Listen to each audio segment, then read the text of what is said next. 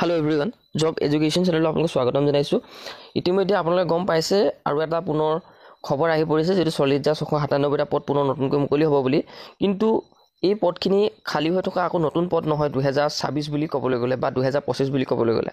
এইখিনি যি 2024 চনৰ এতিয়া যি 2025ত এপইন্ট কৰিব এই পদখিনি ইয়াত ডিটেইলছ দিছে। কিন্তু আপোনালোকে বহুত প্লেটফৰ্ম যেনেকৈ ফেসবুক, ইনষ্টাগ্ৰাম আৰু লগতে ইউটিউবত হয় বহুতে কিন্তু ভাবিছে যে এইখিনি নতুন ৰিক্ৰুটমেন্ট ৰিক্ৰিয়েট কৰিছে বুলি। কিন্তু তেনেকুৱা নহয়, এইখিনি আগৰ ভ্যাকেন্সিখিনি হয় ইয়াত যেনেকৈ 3rd গ্ৰেড 4th গ্ৰেড এৰিয়াৰি লগতে ইয়াতে APSC লগতে প্ৰাথমিক শিক্ষা মাধ্যমিক শিক্ষা অসম অভিযন্তা সেৱা নিযুক্তি এই যিমানখিনি ভ্যাকেন্ট হয় এইখিনি ভ্যাকেন্ট আগৰ যিখিনি এতিয়া এপইন্ট কৰিব সেইখিনি পদহে এইখিনি হৈছে।